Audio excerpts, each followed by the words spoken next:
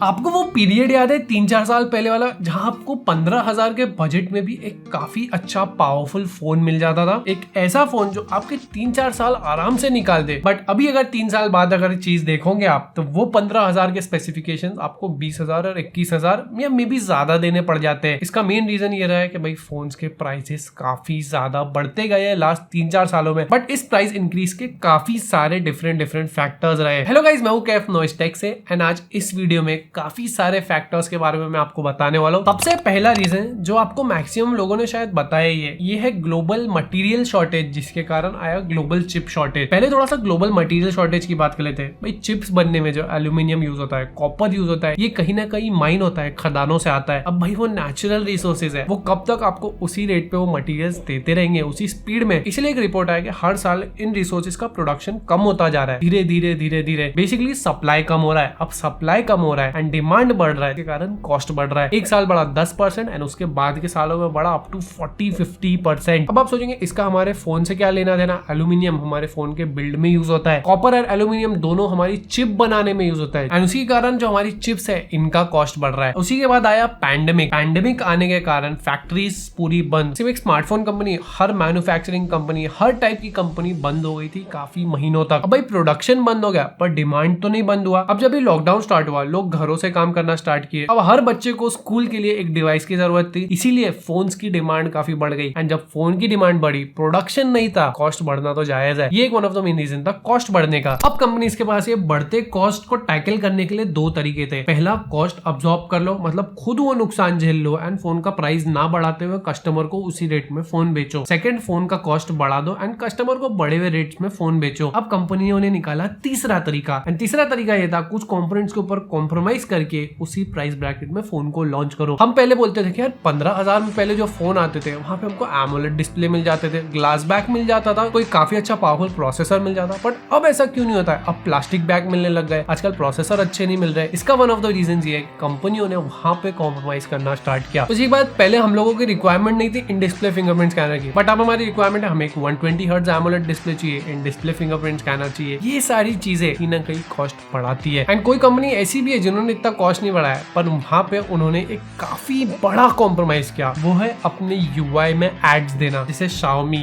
iQOO, ये लोग अपने यूआई में एड्स देते हैं। ये क्यों देते हैं? क्योंकि ये अपने फोन को कंपटीशन में मे बी 1,000-1,500 रुपए कम प्राइस करते हैं। ये बेसिकली उस कंपनी जिसकी एड ये प्रमोट कर रहे हैं उससे पैसा ले लेते हैं। आजकल हमारे फोन में आपको नेटफ्लिक्स, Amazon प्राइम, ये सारे ऐप ऑलरेडी इंस्टॉल्ड मिलते हैं। अब आप सोचेंगे यार नेटफ्लिक्स, Amazon ये सब तो ठीक है, बट क्लीनर ऐप मिल जाते हैं, हॉट गेम्स, ऐसे और कई सारे कचरा ऐप्स मिल जाते हैं। ये सारी चीजें ब्लोटवेयर है, ये बेसिकली इनका एक आपके थ्रू पैसा कमाने का तरीका है। एंड सबसे गंदा जो इश्यूज हुआ है वो है भाई फोन की क्वालिटी खराब होती गई। जैसे मदरबोर्ड्स अच्छी क्वालिटी के यूज नहीं हुए, जैसे पोको के फोन के मदरबोर्ड्स खराब होने लग गए। उसके बाद सैमसंग, OnePlus जैसे फोन्स में डिस्प्लेज में ग्रीन लाइंस आना स्टार्ट हो गई, बगी अपडेट्स देना स्टार्ट कर दिए ताकि लोगों के फोन जल्दी खराब हो जाए, वो जल्दी स्विच करे। ये सारी चीजों ने काफी ज्यादा इफेक्ट किया है। तो भाई ऐसी वीडियोस अगर आपको हमारे चैनल से अच्छी लगती है, इस वीडियो को लाइक करना, चैनल को सब्सक्राइब करना और कमेंट में अपने व्यूज बताना कि आपको क्या लगता है किस कारण से स्मार्टफोन के प्राइसेस बढ़े हैं। आज से 3-4 साल पहले किसी को पता नहीं था कि 5G इंडिया में कब आने वाला है। 3-4 साल तो छोड़ दो, आज से 1.5-2 साल पहले भी किसी को नहीं पता था 5G इंडिया में कब आने वाला है। बट 1.5 से 2 साल पहले से ही लोगों ने 5G फोन्स लेना स्टार्ट कर चुके थे। 5G इंडिया में नहीं आया था पर लोग बोलते थे भाई मैं लूंगा तो 5G लूंगा एंड 3-4 साल फोन को चलाऊंगा। 3-4 साल वाले पॉइंट भी एक है जहाँ पे आगे मैं आने वाला हूँ। 5G आने के कारण फोन के कॉस्ट काफी ज्यादा बढ़ गए। मतलब मैंने एक स्टडी देखा, एक नॉर्मल से बजट फोन में अगर 5G ऐड किया जाए तो अराउंड 2,500 से लेके 3,000 रुपए उस फोन का प्राइस बढ़ जाता है। अगर आप एक फ्लैगशिप मिलीमीटर वेव 5G देते हो तो वो up to 5,000 to 6,000 rupees phone का प्राइस बढ़ाता है। अब आप सोचेंगे यार 2,500 रुपए इतना नहीं होगा। मतलब आप मुझे बताओ कि एक कंपनी आपको 17,000 में दे रही है एक 4G फोन एक डिसेंट फीचर्स के साथ एंड वही सेम टाइप के डिसेंट फीचर्स आपको एक 5G फोन में मिल रहे हैं पर वो 20,000 का है। अब यार 3,000 का फर्क, बट यार यहाँ 5G है, 2 साल बाद मुझे ज्यादा काम आएगा। 5G के कारण मेरा फोन की लॉन्गेटिविटी थोड़ी सी ज्यादा बढ़ जाएगी एंड आगे जाके मैं 5G यूज कर पाऊंगा। One of the main reason है 5G जिसके कारण फोन के कॉस्ट बढ़े हैं। उसके बाद एक और पॉइंट, मेरे सेकंड पॉइंट है थोड़ा सा कंटिन्यूएशन में। तो यहाँ पे भी एक स्टडी मैंने देखा था जहाँ पे वो बता रही थी कि पहले लोग जल्दी स्विच करते थे अपने फोन्स में भी 2 साल या 3 साल में, पर अब लोग 3 साल और 4 साल का टारगेट रख के चलते हैं। तो वो ज्यादा जो टाइम लगता है वो ईयर ऑन ईयर कंपनी को लॉस देता है। ये कंपनी जो सोच रही है यार ये यूजर 2 साल बाद मेरे पास फिर से वापस आएगा, अब वो 3 साल बाद आ रहा है। तो बेसिकली उसने अगले 6 सालों में जहाँ पे 3 फोन स्विच करने थे उसने 2 ही फोन स्विच किया। अब मेरा एक एग्जाम्पल एग्जाम्पल समझो बस। यहाँ पे उस कंपनी को एक फोन का पूरा लॉस हो रहा है या एक फोन के प्रॉफिट मार्जिन का लॉस हो रहा है, इसके लिए उनको प्राइस बढ़ाने पड़ गए। एंड जिस कंपनी ने प्राइस नहीं बढ़ाया उस कंपनी ने आपके 1.5 साल 2 साल बाद फोनों की बजा दी। मतलब पोको के फोन मदरबोर्ड इशू आने लग गए, ये अपना फोन सेल करेंगे, मे बी हमें सर्विस कॉस्ट देंगे, अपना फोन रिपेयर कराएंगे, उससे हम और पैसे निकलवा सकते हैं। एंड ये सब कुछ होता है आपकी वारंटी खत्म होने के बाद। बहुत ही कम यूजर्स ऐसे हैं जिनका वारंटी पीरियड में ये इश्यूज आते हैं। जनरली वारंटी खत्म हुई 1.5 साल हुआ फोन को एंड ये इश्यूज आना स्टार्ट हो जाते हैं। अब आप जाओगे सर्विस सेंटर में, सैमसंग का एक डिस्प्ले बदलने का कॉस्ट 8,000 से 15,000 16,000 तक जाता है। पोको का अगर मदरबोर्ड चेंज करने जाओगे तो 5,000 10,000 12,000 कैसे चले जाएंगे आपको पता नहीं चलने वाला है। ये सारे कॉस्ट कंपनी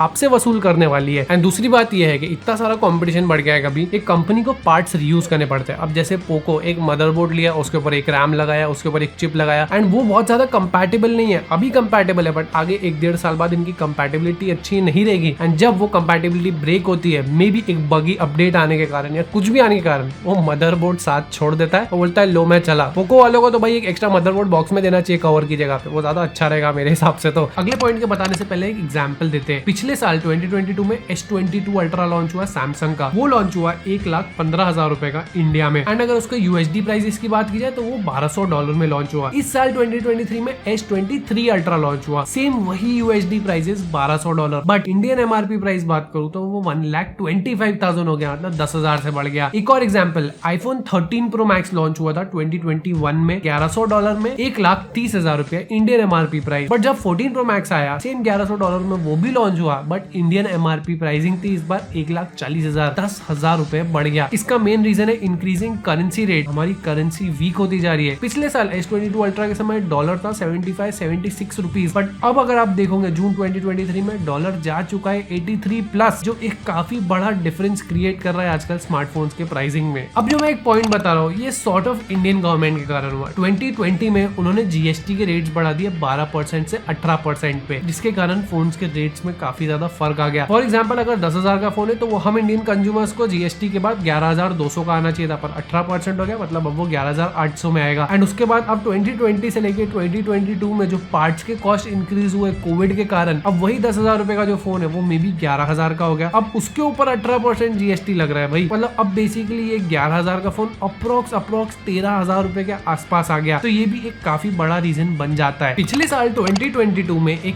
ऐसी चीज हुई जिसके कारण स्मार्टफोन क्या हर चीज के रेट्स बढ़ गए। मतलब आप घर बनाने जा रहे थे, जो घर का काम आपका होना चाहिए था 5 लाख में, वो हुआ 6.5 या 7 लाख में। मैंने खुद ने ये पर्सनल एक्सपीरियंस किया है। इसका मेन रीजन, सबसे मेन रीजन था रशिया यूक्रेन का कॉन्फ्लिक्ट। ये कॉन्फ्लिक्ट होने के कारण जो स्मार्टफोन के शिपमेंट्स थे वो 10 से 15% कम हो गए। रॉ मटेरियल्स थोड़े से कम हो गए। जहाँ पे फोन शिप हो रहे थे एक कंट्री से दूसरे कंट्री में, वो कम हो गया, जिसके कारण रेट्स के ऊपर इफेक्ट आया। एंड जैसे मैंने बताया, ये सिर्फ स्मार्टफोन के साथ नहीं हुआ, हर रॉ मटेरियल हर चीज के साथ हुआ, बट कहीं ना कहीं इसने हम पर एक काफी इफेक्ट किया है। तो भाई यही थे मेरे कुछ व्यूज, क्यों 2019-20 के बाद से स्मार्टफोन के प्राइसेस इतने बढ़े। अगर आपके पास और पॉइंट्स हैं तो भाई नीचे कमेंट करके बताना, थोड़ी सी चर्चा नीचे और कर लेंगे। एंड मुझे नहीं लगता आगे जाके भी फोन्स के प्राइसेस कम होंगे, क्योंकि भाई अब सबको पैसा कमाना है एंड हमसे ही निकालना है। इसका फिर उपाय यही है, थोड़ा सा ऑनलाइन सेल्स का वेट करो, जैसे BBD सेल आ गई, Amazon के ग्रेट इंडियन फेस्टिवल आ गया, या आपने ऑफलाइन मार्केट में सेकंड हैंड फोन्स की तरफ जा सकते हो, थोड़ा सा GST क्लेम करो, ऐसे ही आप पैसा बचा सकते हो एक स्मार्टफोन के परचेज के ऊपर। एंड ये वीडियो पसंद आई तो इस वीडियो को लाइक करना, चैनल को सब्सक्राइब करना, क्योंकि ऐसी बहुत सी वीडियोस आने वाली है। हम आपको मिलेंगे नेक्स्ट वीडियो में। Bye bye.